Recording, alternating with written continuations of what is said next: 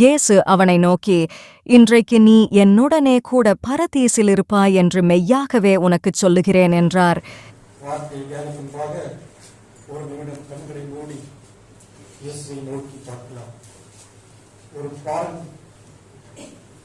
ஒரு பார்வையில் ஒரு அடியை மட்டும் பாடி இயேசுவை நோக்கி பார்க்கலாம். இயேசு கிறிஸ்துவின் அன்பு என்றும் மாறாதது. இயேசு கிறிஸ்துவின் மாறா கிருபை என்றும் குறையாது. இயேசு கிறிஸ்துவின் அன்பு என்றும் மாறாதது. இயேசு கிறிஸ்துவின் மாறா கிருபை என்றும் குறையாதது. இயேசு கிறிஸ்துவின் மாறா கிருபை என்றும் குறையாதது. இயேசு கிறிஸ்துவின் அன்பு பாவி என்றுன்னை இயேசு தள்ளவே மாட்டார். அவராய் உன்னை இயேசு அழைக்கிறாரே. பாவி என்றுன்னை இயேசு தள்ளவே மாட்டார். அவராய் உன்னை இயேசு அழைக்கிறாரே. தாயங்கிடாரே, தாவி ஓடி வா, தந்தை இயேசுவில் சொந்தம் கொள்ளவா. தாயங்கிடாரே, தாவி ஓடி வா, தந்தை இயேசுவில் சொந்தம் கொள்ளவா.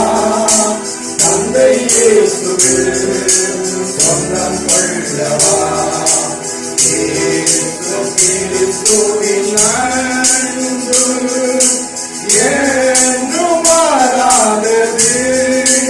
இயேசு கிறிஸ்துவின் மாறா கிருபை என்றும் குறையாதது. இயேசு கிறிஸ்துவின் மாறா கிருபை என்றும் குறையாதது. இயேசு கிறிஸ்துவின் அன்பு உன் மேலுள்ளதுக்காய் இயேசு காயங்கள் பட்டார். உன் அக்கிரமங்களுக்காய் இயேசு நொறுக்கப்பட்டார். உன் மேலுள்ளதுக்காய் இயேசு காயங்கள் பட்டார். உன் அக்கிரமங்களுக்காய் இயேசு நொறுக்கப்பட்டார். உனக்காகவே பட்டார். உன்னை உயர்த்த தன்னை தாழ்த்தினார். உனக்காகவே ஆடிகள் பட்டார். உன்னை உயர்த்த தன்னை தாழ்த்தினார். உன்னை உயர்த்த தன்னை தாழ்த்தினார். இயேசு கிறிஸ்துவின் அன்பு என்றும் மாறாதது. இயேசு கிறிஸ்துவின் மாறா கிருபை என்றும் குறையாதது. இயேசு கிறிஸ்துவின் மாறா கிருபை என்றும் குறையாதது. இயேசு கிறிஸ்துவின் அன்பு. ஆமாண்டவரே, உங்களுடைய அன்பினுக்கமாக ஆண்டவரே, மாறா கிருபைக்காக ஆண்டவரே, எங்களை பாவியாயிருந்த எங்களை ஆண்டவரே கடைசி தரத்திற்கு கூட அப்பா சிலுவையில் ஆண்டவரே எங்களுக்காக ஆண்டவரே எங்களுடைய பாவங்களுக்காக ரத்தத்தை சிந்தி உங்களை உயிரையே கொடுக்கும் போது ஆண்டவரே கடைசியிலும் கூட அப்பா ஆண்டவரே எங்களுக்காக வேலை செய்து ஆண்டவரே பிதாவே எங்களை மன்னிச்சு சொல்லி ஆண்டவரே வேண்டிய ஆண்டவா அடுத்தபடியா ஆண்டவரே எங்களை ரட்சிக்கிற ஆண்டவரே கடைசி தருணத்துக்கு ஆண்டவரே ரட்சிக்க தருணத்தை கொடுக்கிறார் ஆண்டவரே. அதுக்கு ஆண்டவரே இன்றைக்கு நாங்கள் தியானிக்கிற ஆண்டவரே இந்த வார்த்தை அப்பா ஆண்டவரே உங்க சமூகத்தில் பெரியா இருப்பதாக ஆண்டவரே கேட்க ஒவ்வொரு ஆண்டவரே பிரயோஜனமா இருக்க திருப்பி செய்யுங்க. அடியேறி மறைத்து நீங்க வெளிப்படுங்க. நாம மட்டும் பயன்படுத்தும் இயேசு பிதாவே ஆமென். நன்றி. இன்னைக்கு வருஷம் இந்த தியானித்து கொண்டிருக்கிறோம். எல்லா வருஷமே இதே 7 வார்த்தைகளை வேறு வேறு நபர்கள் மூலமாக வேறு வேறு வார்த்தைகள் மூலமாக ஆண்டவர் நம்மோடு பேசிக் கொண்டிருக்கிறார். கடந்த 5 வருஷம் முன்பாக இந்த நிகழ்ச்சி நாளிலே தியானித்த வசனத்தை திருப்பி பார்க்கும்போது இங்க பைபிள் சபையிலிருந்து 3 பேர் பேச வந்திருக்காங்க. 3 பேருமே இந்த வார்த்தையை தியானித்திருக்கிறோம். மீண்டுமாக தேவன் இந்த வார்த்தையை பேச கிருபை சொல்றோம். 7 வருஷத்துக்கு மேல பேசிக் கொண்டிருக்கிறோம். இருந்தாலும் கூட கடந்த 5 வருஷம் 2019 நான் இந்த வார்த்தை பேசினேன். என் மனைவியும் இன்னைக்கு பேச போற வார்த்தை தான் பேசினாங்க. அப்படியாக தேவன் நமக்கு மீண்டும் பேச கூட புதிய புதிய வார்த்தைகளை நம்மோடு வார்த்தைகளை கொடுத்து நம்மை மனந்திரும்ப பரதேசி செல்வதற்காக தனத்தை கொடுத்திருக்கிறார். ஹல்லேலூயா. இன்னைக்கு 2வது வார்த்தை தியானிக்க இருக்கிறோம். அது முன்பாக லூக்கா 23:39-41 வாசிக்கிறாங்க. அன்றியும் சிலுவையில் அறையப்பட்டிருந்த குற்றவாளிகளின் ஒருவன், நீ கிறிஸ்துவானால் உன்னையும் எங்களையும் ரட்சித்துக்கொள் என்று அவரை இகழ்ந்தான். மற்றவன் அவனை நோக்கி, நீ இந்த அக்கினிக்கு பட்டவனாயிருந்தும் தேவனுக்கு பயப்படுகிறது இல்லையா? நாமோ நியாயப்படி தண்டிக்கப்படுகிறோம். நான் நடத்துவதற்காக தக்க பலனை அடைகிறோம். இவரோ தகாத ஒன்றையும் நடப்பிக்கவில்லையே என்று அவனை கடிந்து கொண்டு இயேசுவை நோக்கி, ஆண்டவரே, நீர் உம்முடைய ராஜ்யத்தில் வரும்போது அடியானை நினைத்தருளும் என்றான். இயேசு அவனை நோக்கி, இன்றைக்கு நீ என்னோடு கூட பரதேசில் இருப்பா என்று மெய்யாகவே உனக்கு சொல்லுகிறேன் என்றார். அடியேனை நினைத்தருளும். இயேசு அவனை நோக்கி, இன்றைக்கு என்னோடு கூட பரதேசில் இருப்பா என்று மெய்யாவே உனக்கு சொல்லுகிறேன். அடியேனை நினைத்தருளும் சொல்லி அந்த குற்றவாளி வேண்டும் போது, இன்றைக்கு என்னோட கூட பரதேசில் இருப்பாய் சொல்லி மெய்யாவே சொல்றது. அந்த வார்த்தைக்கு ஆண்டு தன்னுடைய கொடுப்பதற்காக 3 காரியங்கள் இந்த வாசகம் இருக்குது. அதை நாம் இன்னைக்கு தியானிக்க போறோம். 3 காரியங்கள். அது முன்பாக இன்னொரு வசனத்தை வாசிக்கிறாங்க. அதே அதிகாரம் 33 வசனம். சபாஸ்தலம் என்று சொல்லப்பட்ட இடத்தில் அவர்கள் சேர்ந்த பொழுது அங்கே அவரையும் அவருடைய வலது பக்கத்தில் ஒரு குற்றவாளியையும் அவருடைய இடது பக்கத்தில் ஒரு குற்றவாளியையும் சிலுவைகளில் அறைந்தார்கள். இங்கே பாருங்க, வலது பக்கத்தில் ஒரு கல்வரையும் இடது பக்கத்தில் ஒரு குற்றவாளியையும் இடது பக்கத்தில் குற்றவாளியையும் அறைந்தார்கள். மொத்தம் 3 சிலுவையாக காணப்படுகிறது. இங்கே 3 சிலுவைகள்.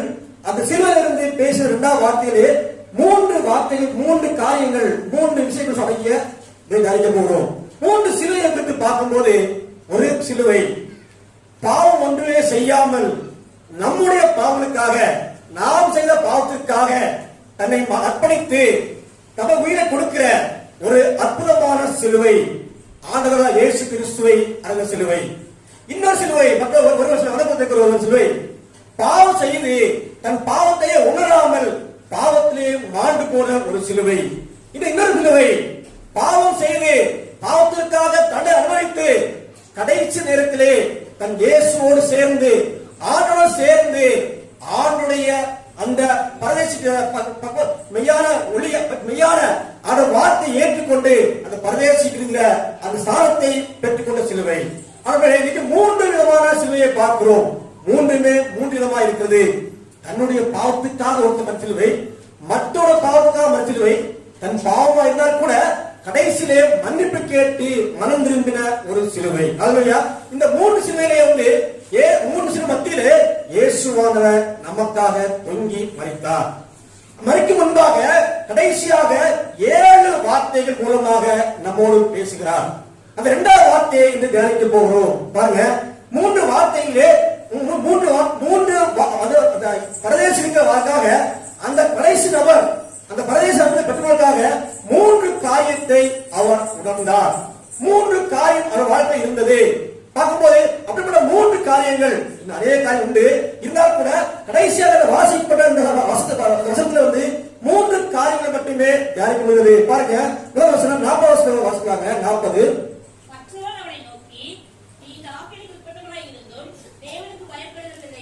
பாருங்க, ஆக்கினைக்கு உட்படா இருந்தும் தேவனுக்கு பயப்படுகிறது இல்லையா? இங்க பாருங்க, இந்த மற்றவர் ஒருவர் விட்டு மற்றவர் சொல்றார், நீ ஆக்கினைக்கு உட்படா இருந்தும் அப்படி தப்பு செஞ்சு தண்டனை கொடுத்தாலும் கூட உனக்கு பயம் வரவே இல்லையா? ஆண்டவருக்கு பயம்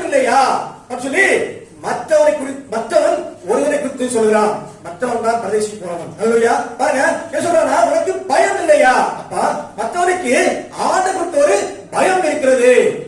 அவர் மெய்யான தேவன், இரட்சகர், பாயுக்காக ஜீவன் கொடுக்கன்னு சொல்லி அவனுக்கு ஒரு பயம் இருக்குது. கண்டிப்பா வந்து இந்த ரெண்டு குற்றவாளியுமே இயேசுக்கு நல்லா தெரிந்திருக்க முடியும். தெரிந்தவர்கள் தான். அது ஊழியம் செய்யும் போது ஒரு சின்ன ஊர் தான் அங்க இருக்குது. தமிழ்நாடு பிரச்சனை இல்லையே, கிடையாது. தெரியாம வாய்ப்பு கிடையாது. கண்டிப்பாக தெரியும். ஏதோ ஒரு வகையில வந்து ஆண்டவரை அறிந்தவன் தான். ரெண்டு பேருமே ஆண்டவர்கள் தான். இயேசு மெய்யான தேவன் தெரியும், இரட்சகர் தெரியும், அற்புதம் செய்வோம் தெரியும்.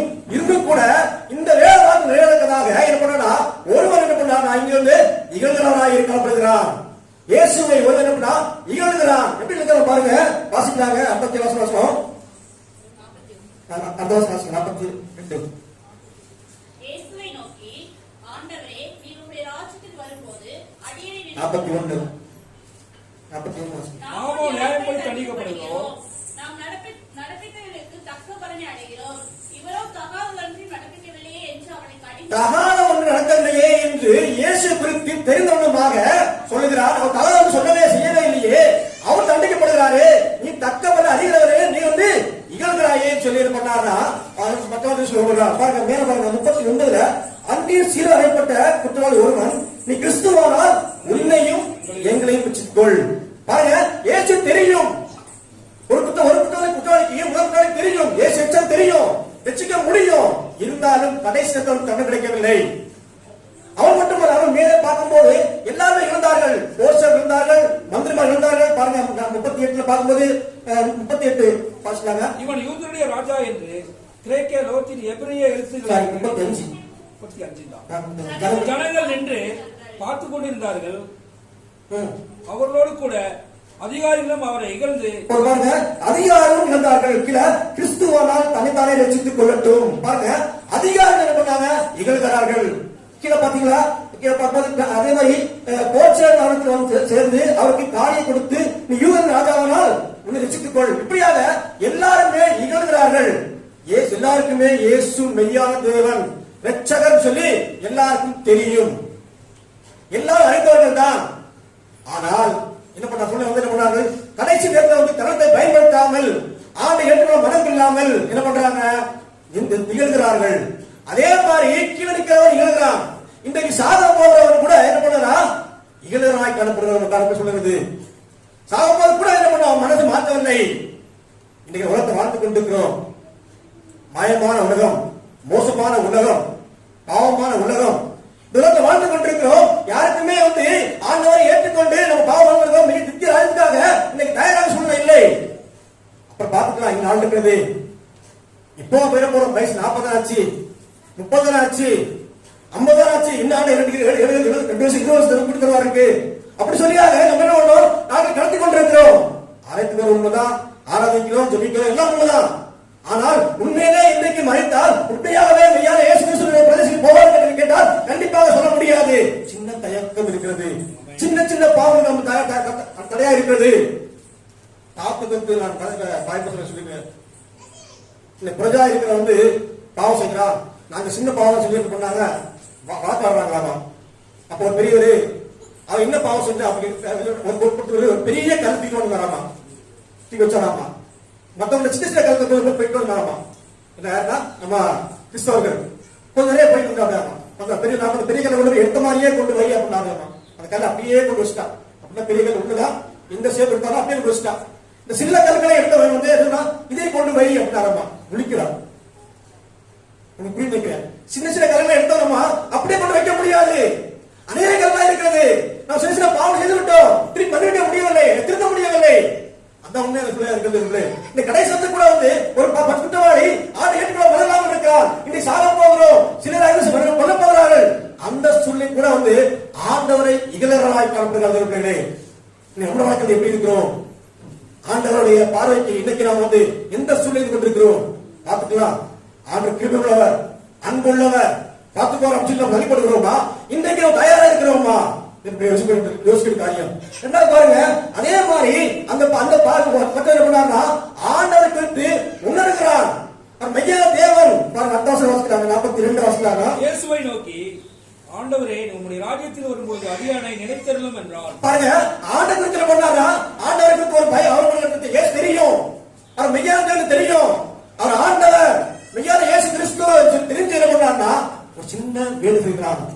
அடியேனை நினைத்தவன் சொல்லி வேண்டப்படுகிறார். ஆனா உணர்கிறான் பிள்ளைகளே, நம்ம உணர்த்தும் போது உணர தயாரா இருக்கிறோமா?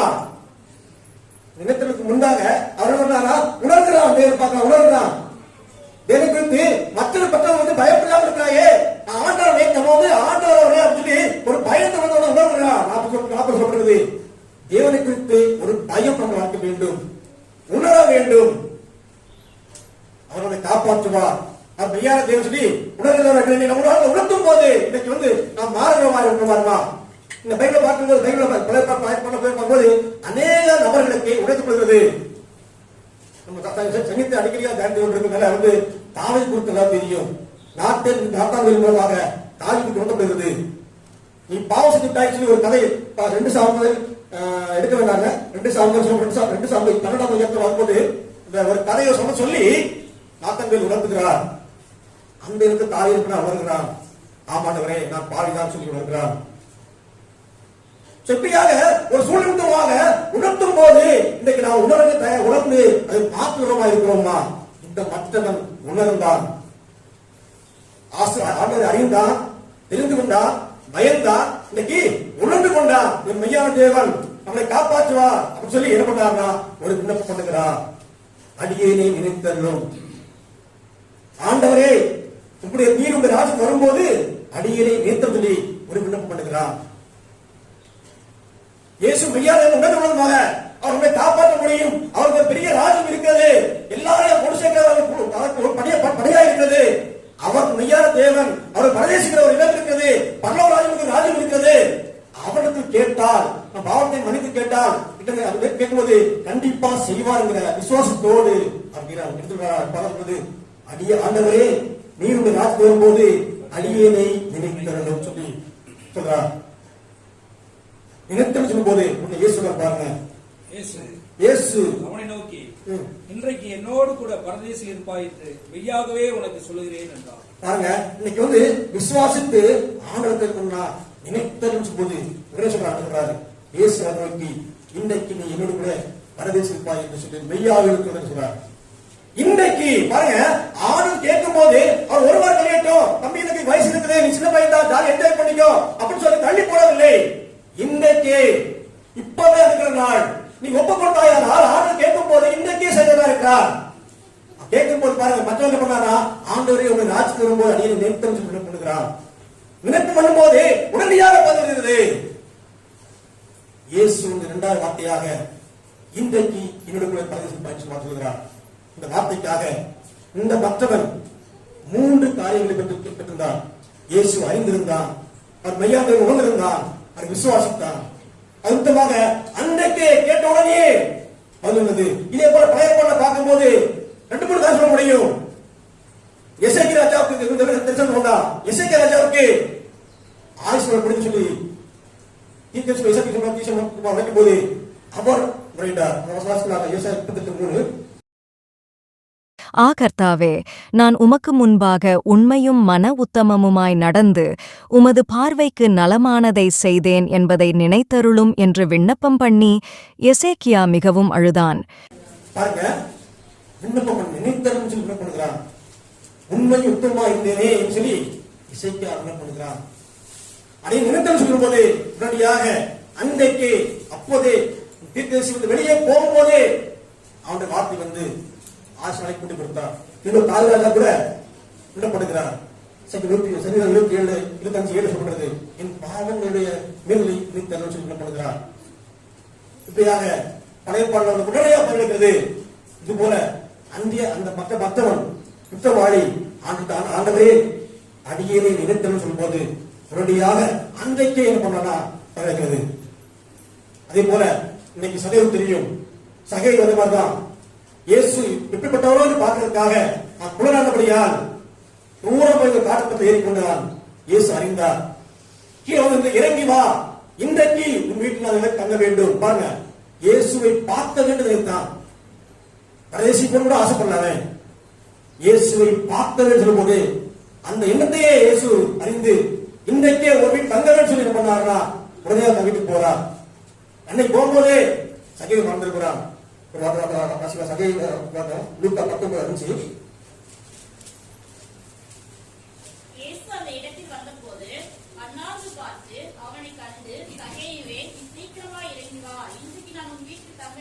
என்றார். பாருங்க, அதுக்கு முன்னாடி வாசிக்கும்போது அந்த சபை வாசிக்கிறாங்க. இயேசு சபை வந்து அந்த வழியா போகும்போது இயேசு மற்றபடியே வர்றதுன்னு அவரை பார்க்கறதுக்காகவே முன்னாக ஓடி போய் பார்க்க வேண்டும் என்று அவன் மனதில் இருந்த போது இயேசு அவனை சந்தித்து அவன் வீட்டுக்கு அன்றைக்கே போக தயாரானார். அன்றைக்கே போயிட்டார். சகை இறங்கி வா, இன்றைக்கு உன் வீட்டில் வேண்டும் சொல்லி என்ன பண்ணார்னா இயேசு சொன்னார். அதை பற்றி 19 வாசிக்கிறாங்க. சரி, 9 வாசிக்கிறாங்க. 9. இயேசு அவனை நோக்கி, இன்றைக்கு இந்த வீட்டிற்கு ரட்சிப்பு வந்தது, இவனும் ஆபிரகாமுக்கு குமாரனாய் இருக்கிறான். பாருங்க, இன்னைக்கு இந்த வீட்டுக்கு ரட்சிப்பு வந்தது.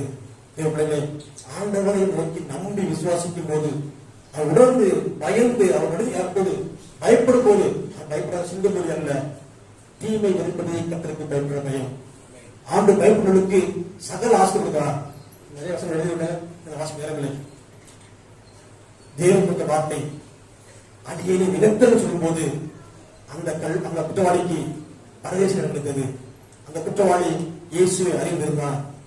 இங்கு எல்லாருமே இயேசு அறிந்திருக்கிறீர்கள். இயேசுவை அற்புதம் அடையாளத்தில் உணர்ந்து கொண்டான். நாமும் இன்னைக்கு பெற்றுக் கொண்டிருக்கிறோம், அறிந்து கொண்டிருக்கிறோம். அவர் மேல் விசுவாசத்தோடு நினைத்தம் சொல்லி பண்ணும்போது கண்டிப்பாக தேவன் நமக்கு அந்த பாக்கியம் தருவார். இன்றைக்கே தருவார்.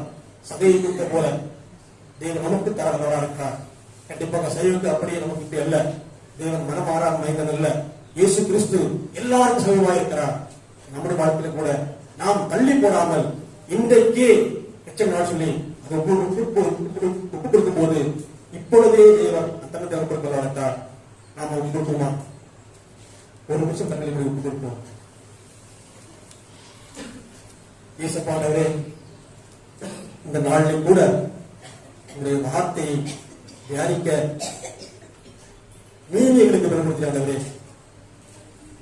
உயிர் கொடுத்த வார்த்தையை நாங்கள் பேசிக்க மாட்டவரே, இதை கேட்கிற ஒவ்வொரு மக்களும் ஆண்டவரே அப்பா பிரயோஜனமா இருக்கட்டும் ஆண்டவரே. மெய்யான இயேசுவை அறிந்து ஆண்டவரே உங்களுடைய ராஜ்யத்தை அடைய நிறுத்தம் செய்ய வேண்டும் ஆண்டவரே. இன்றைக்கு இன்னொரு கூட பரதேசிப்பாய் இன்று மெய்யாகவே அவருக்கு சொல்வது வார்த்தை நிறுத்தமாக ஆண்டவரே. அன்றைக்கு அந்த குற்றவாளி ஆண்டவரே பரதேசியை பெற்றுக் கொண்டாப்பா. இன்னைக்கு அதை தடை கொடுக்கிறாண்டவரே. நாளைக்கு கிடைக்குமோ கிடைக்கிற தெரியாண்டவரே. இந்த தருணத்தை பயன்படுத்த எங்களுக்கு திரும்பி செய்யப்பா. பயன்படுத்தி நாங்களும் பரதேசி அன்பத்தை பெற்றுக் கொள்ள திரும்பி செய்ய வழிநடத்துங்க. ஆசிங்க. இயேசு முழுவதும் எனக்கு